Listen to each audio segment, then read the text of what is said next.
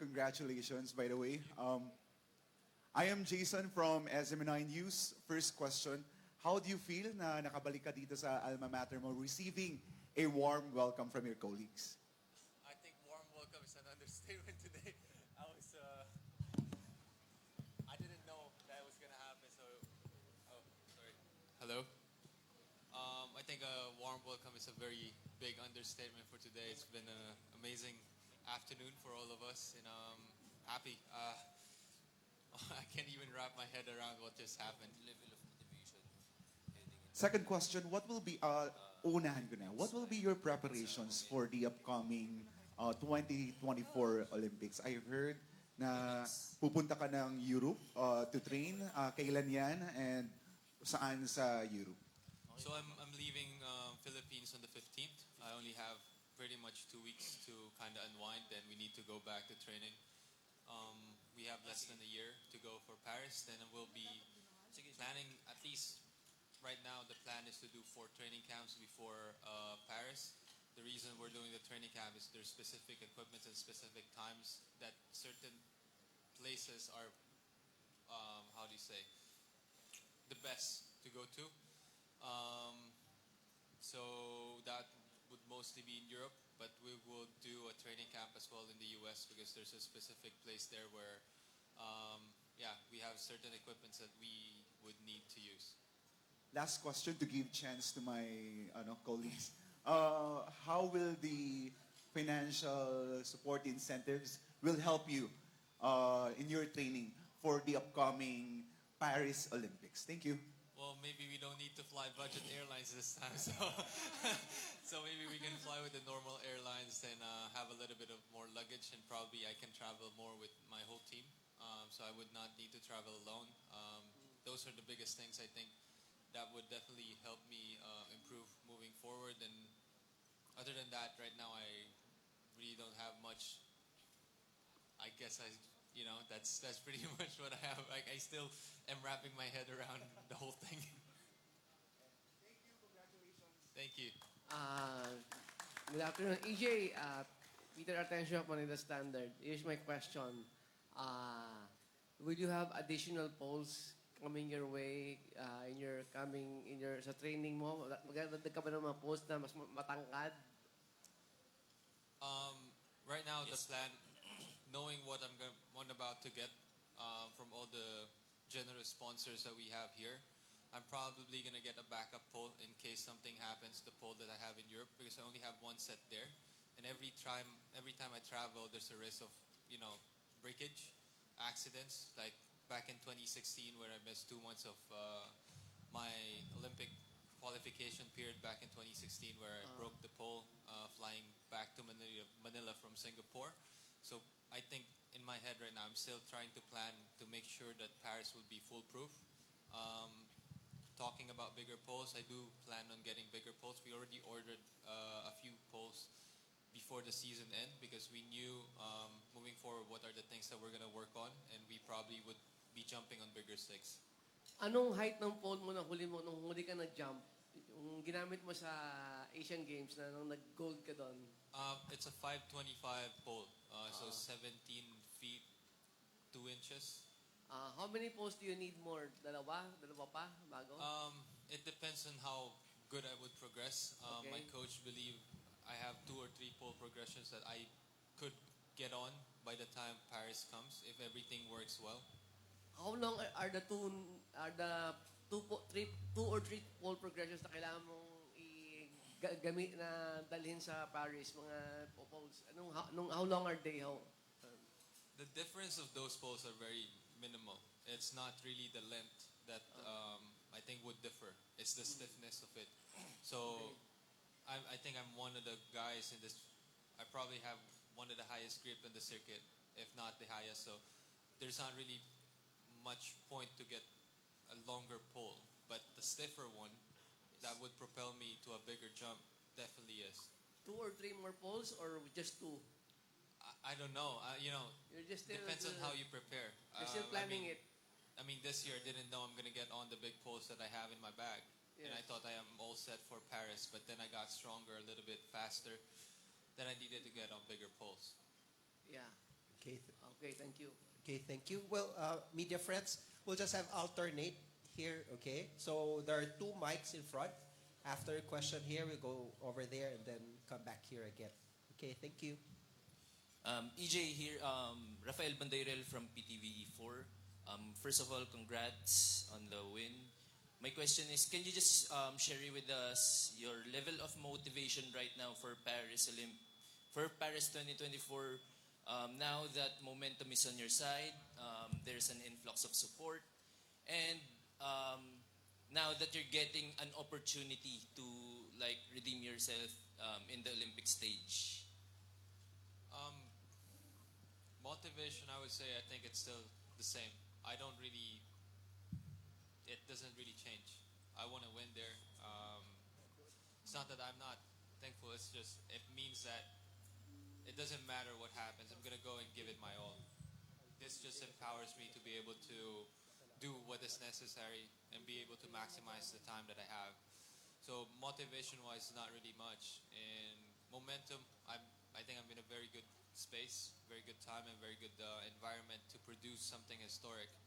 I've promised, or I've said last year I said I want to win Asian Games, I want to win Asian Championship, I want to win the Southeast Asian Games, and at least bronze in the Worlds, like medal. Going in this year, we achieved that and actually got better. We got a silver medal finish in the Worlds, and then we jumped 6 meters, which I also said I was going to do. So it's how do you say, the self belief that I have right now is very high, and I think I need to just keep safe and be healthy and continue to trust my coach and continue to the regimen that we have. Can you just kindly talk about the opportunity to improve on your previous performance from the past Olympics? Sorry, can you repeat that? Can you just talk about what it means to you to have an opportunity to have a better performance in the Olympic stage? Well, it's an opportunity for me. The main reason I'm still here was I felt like I failed the Filipino people in 2021. I didn't came there to sightsee and watch the other guys outvolt me. I came there to win a medal. Unfortunately, I was not able to do it.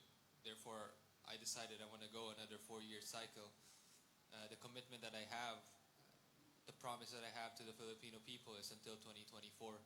So I would hope that I'll be able to fulfill what I came out to do and be able to do what I can. And if that's going to be the case, then I believe I could bring home a medal. Thank you and best of luck. Thank you. EJ, congratulations. This is Dennis Gasgonia of ABS-CBN. You had a spectacular campaign this year. You ranked number 2 in the world, surpassed the 6-meter mark, won the gold medal in Asian Games.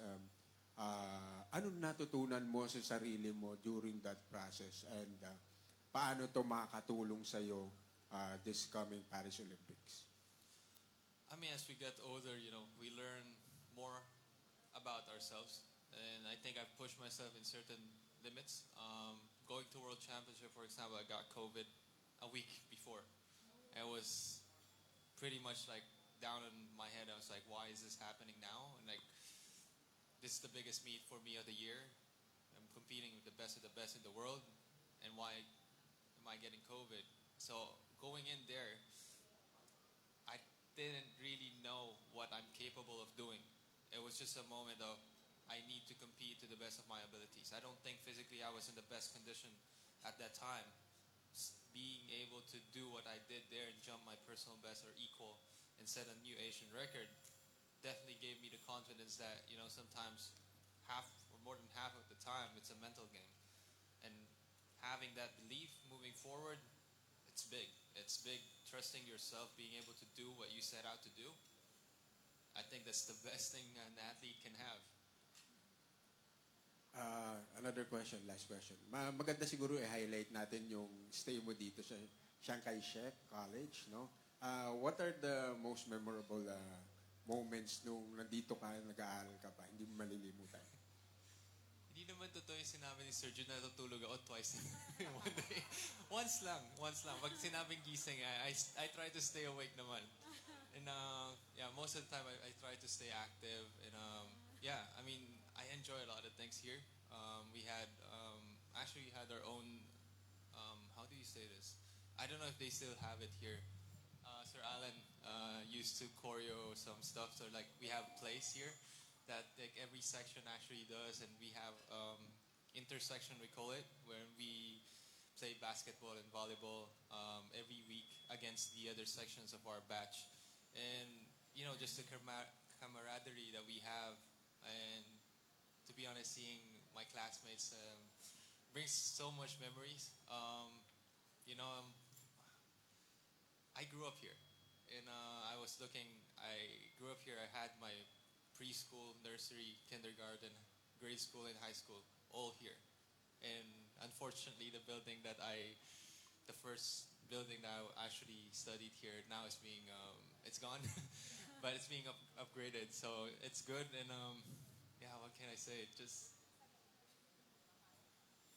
I don't know if this smile doesn't tell you what I feel. I mean, I don't know what to say. Okay, thank you. Thank you. Okay, good afternoon, EJ. My name is Oliver from Philippine Dragon Media Network, or Feilong Wang. My question to you is, can you share with us your experience in China for the Asian Games? You asking me, I already have goosebumps because I tried to relive the moment where I expected of something totally opposite of what happened. So going in, I'm not, you know, they're hosting the country and there's pure Chinese competing in the competition. I had this in my head. I need to prepare for the worst case scenario. And I said the worst case scenario is I go head to head with the local athlete and I'm going to get booed by 80,000 people. That was what I needed to be able to visualize that and still be able to perform. But the total opposite happened. 80,000 people clapping at my signal. I was telling them clap at this rhythm. They're clapping. 80,000 people. I cannot tell you how amazing that feels.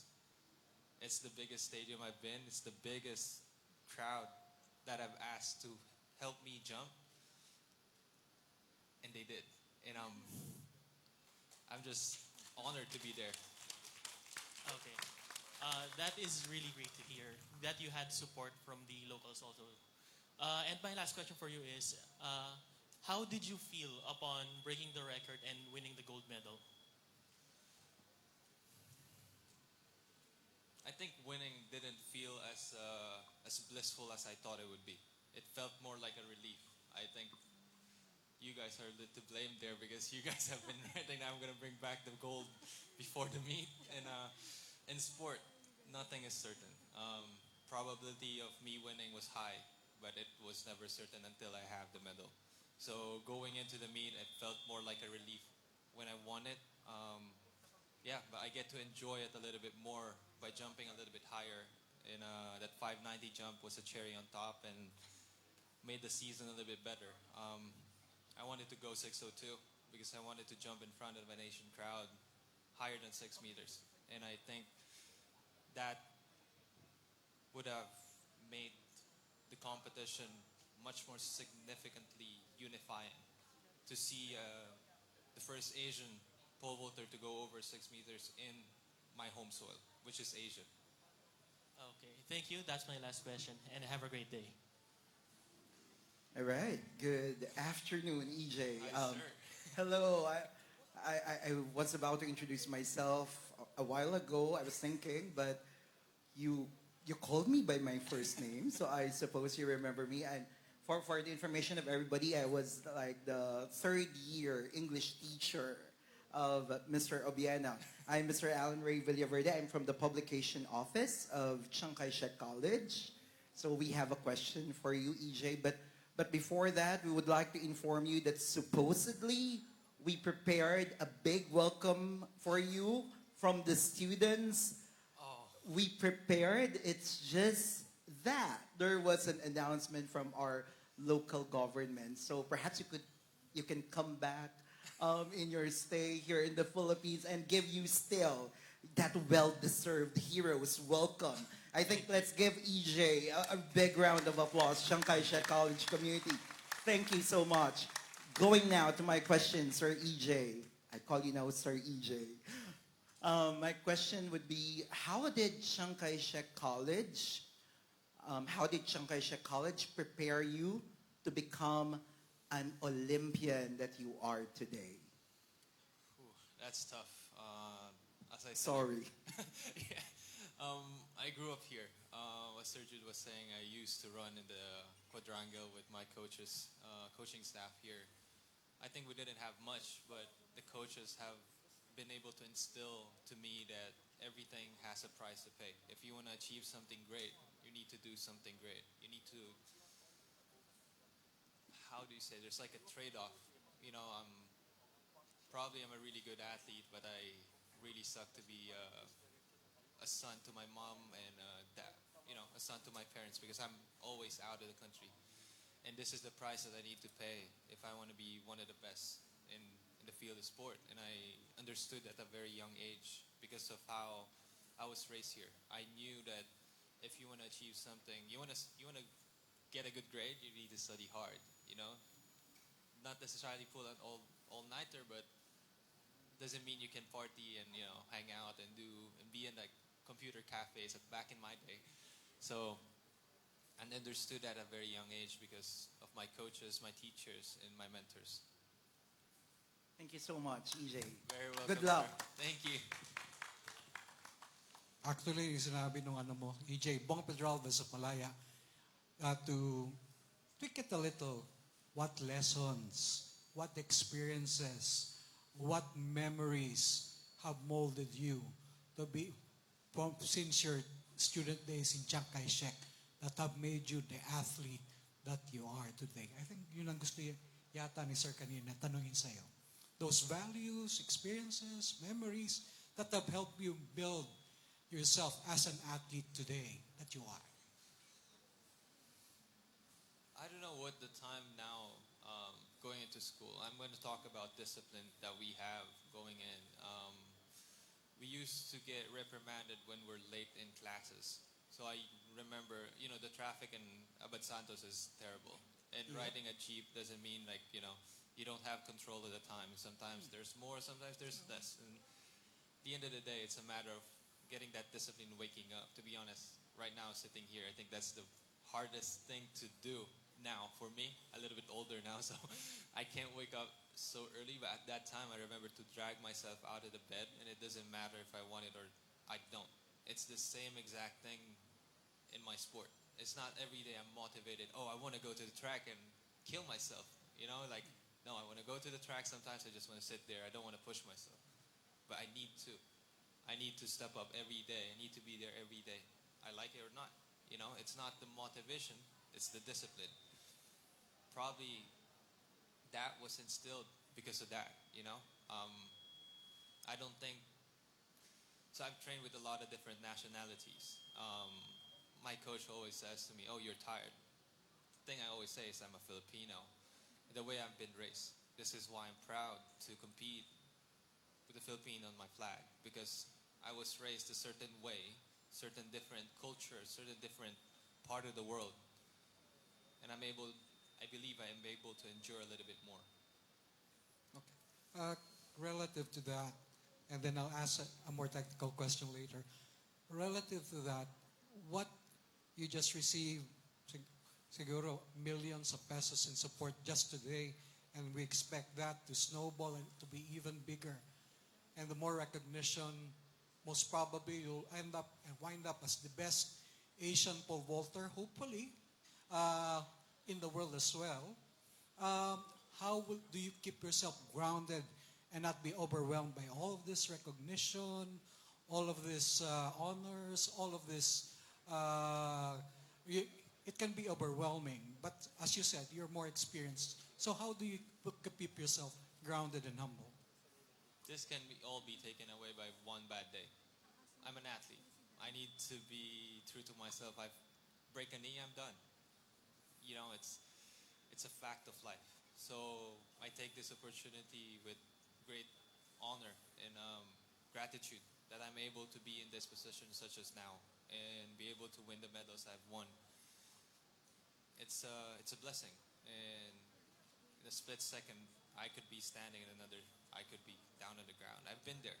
2017, I was top 30 in the world. The next thing I know, I'm on a wheelchair. Can't walk on a month and a half. So I understand that, and I think having that knowledge, having that experience, I know how to be grounded. I know how to be understanding that all of this that I have is temporary. I'm not gonna be the best Asian vaulter forever. At least I would want to, but reality would strike. You know, it's temporary. All of these is it's a good part of my life, I would say, but it's not a thing that's gonna be like, oh, until I'm 60, I'll be able to do this. It's gonna be some of those times. It's gonna be a good thing to reminisce, such as back in high school. Okay, last question. You were saying that you'll have at least 4 training camps, or The target is 4 training camps. There's like already. have you? Where and when will this be? Yeah, we do, but I can't really spill it out because Okay, then we no don't problem. want. No- We don't want. We're No trying to avoid other teams to be there. Not avoiding them, but there's Yeah, we certain, understand the scouting and not scouting, but it's more the access to the facilities. We want to have our best time of the year. So we choose certain places at certain times because we're able to do the job that we need to do. Like you said, how do I keep myself grounded? I train in a place where there's not really this. I don't get welcomed like this. I am a normal guy. I wake up, I go to the track. For me, And I like that. I like to feel like I'm an athlete, not a celebrity. Like that's what I say to my team. Oh, I want to carry your stuff. I'm like, I'm an athlete. This is nothing. I go to the track. I walk to the track. I do the things that I normally do without. This is nice. Don't get me wrong. I love to be welcome, but when I need to zone in and focus on my craft, I would want to feel like I am an athlete. I'm a warrior. I need to be treated like one. I need to be in the same environment as one and not feel like a king, which you guys have made me feel today. it's okay. For live the moment, as you said, day by day. Last question, and we give in to our colleagues. When does your indoor competition start? Indoors, we're just going to pass by it. To be honest, we have a world indoors, but I'm not putting priority into that because it's an Olympic year. And if you know Vidley, my coach, you know that he doesn't really put priority in the indoor season. That's why our national record is not as high. It's 591, and I jump 6 meters outdoors. There's a reason behind that because we built it during indoors. In the outdoors is where we peak. It's going to be part of that preparation. Going back to your question, I'm probably going to start like mid to late February. Probably going to do 1 or 2 competitions, and that's it. It's a very short Turnaround time. Yeah, exactly. Okay, thank you. Maraming salamat. Thank you. Shek. Okay. AJ, good afternoon. Hi, sir. Well, first and foremost, my congratulations for winning the gold in the Asian Games. So, your golden jump in China is a living testament and a manifestation that you are up for the challenge and ready to prepare for the Paris Olympics. Now, assessing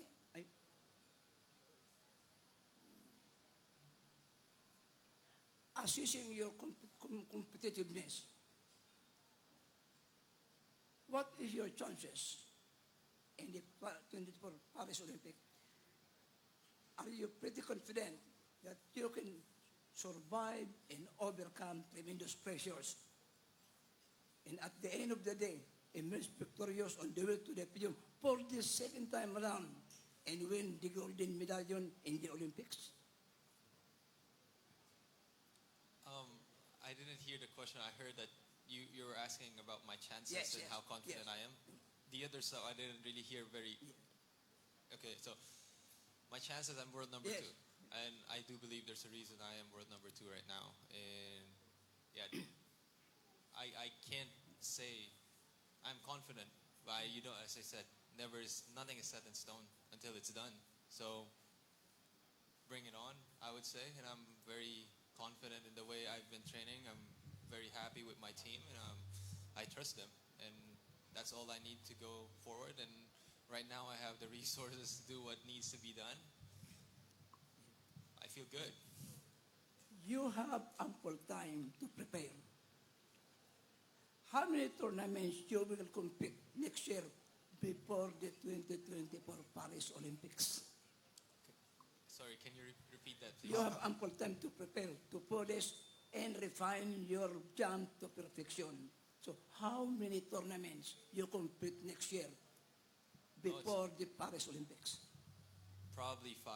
That's it before Paris. There's going to be 2 indoors and probably 3 outdoors. There's not going to be a lot of things or a lot of competition I would do because I'm going to be focusing on Paris. And I mean, my ranking is going to stay. Good thing because of the competition I've done this year. So my seeding going into Paris would still be the same, more or less. Ukraine coach Vitaly Petrov, your mentor for 6 years, is going with you in Paris. Oh yeah, for sure. And it's been 9 years actually. I've been working with my coach for 9 years. Yan. As outstanding alumnus of Chiang, what advice or motivating inspiration to give young promising athletes from Chiang to excel in this chosen sports to follow your footsteps? I'm sorry, can you repeat that? What advice or inspiration to give young promising athletes of Chiang to excel in their chosen sports and follow your footsteps? I think first thing is they need to enjoy what they do because it's going to get tough. If you want to be at the level where you're one of the best in the world, there's going to be struggles. If you don't enjoy what you do, you're probably going to stop. You're probably going to quit. You're probably going to feel like it's hell.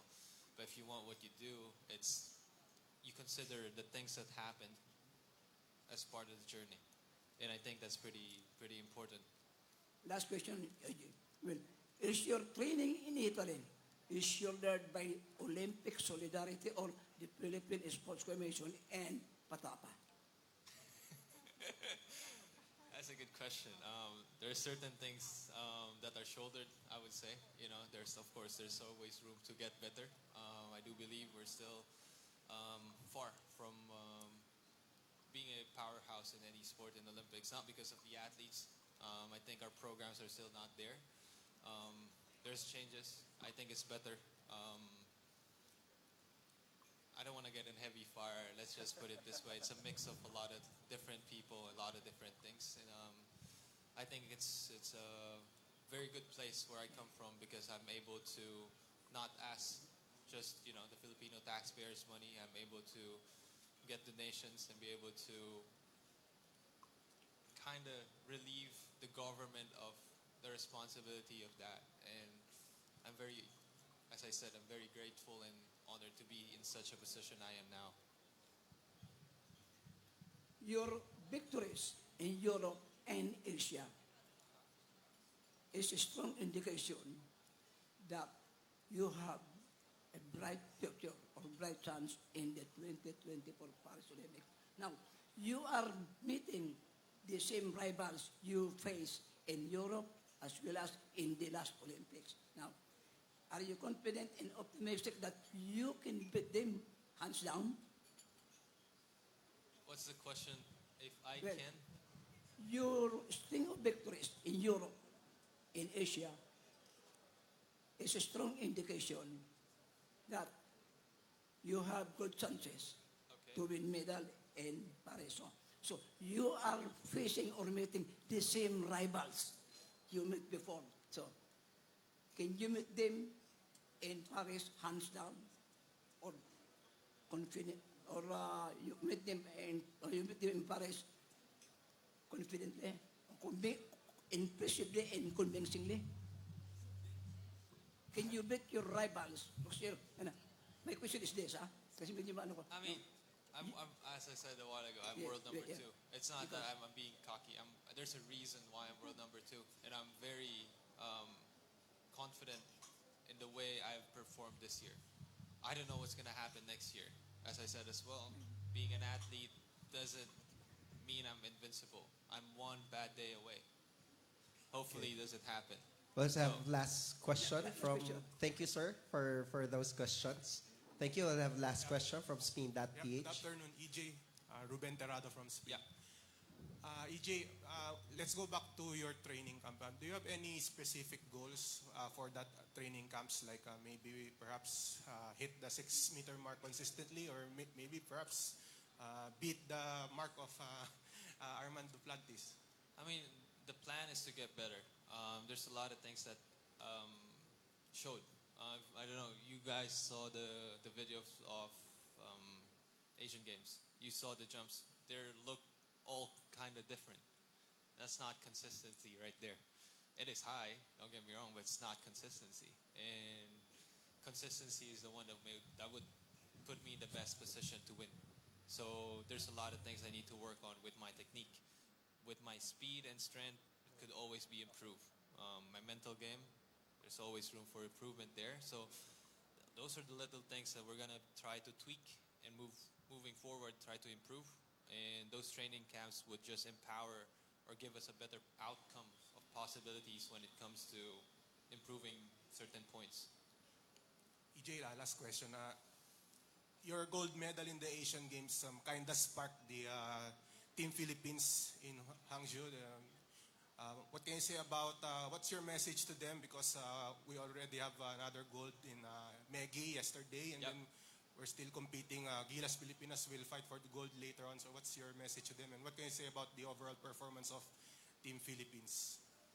I mean, I want to congratulate Maggie. I know her. I call her Megman because she used to do the hardest events in track. She was from Ateneo, and I saw her a lot in training in the stadium. So now she does jiu-jitsu, and I'm very proud that I know the other gold medalists, and I'm very proud of how the athletes have been performing. They're putting their hearts out there, right there. Some people literally are taking punch in the face. So it's amazing what we're doing, and I still believe the results are not showing how great the athletes are. There are certain things that are happening that are out of our control. Sports is such a variable thing. Nothing is set in stone until you've won what you need to win and jump what you need to jump. Yeah, about Gilas, because of course the Philippines is a basketball nation. Maybe any message to them going to the gold medal match? Oh, freaking get that gold. That's it. Simple as that. Thanks, EJ. Good luck. Thank you. Thank you so much, our media friends. Thank you for all the questions. I'm sure with all the answers that EJ have given us, it gives us a glimpse of the challenges, and then he wants to be known as a warrior. He is our warrior. The sacrifices that he does, not only for our school but for our country. Okay, na nandun. And he mentioned a while ago yung self-belief that he has, that he will overcome and give us, again, no pressure, give us that medal in Paris Olympics. We also believe in that, diba? We've seen the competition. We know Duplantis is number one. Mabilis siya and all, but he's shorter than EJ. And EJ is taller than him. So with all the preparation that EJ has and his team, hopefully we'll pray for him. We'll pray for it. Yung health-wise, yung physical fitness, very important as he prepare for Paris Olympics. Let's again give a round of applause to our athlete, EJ Obiena.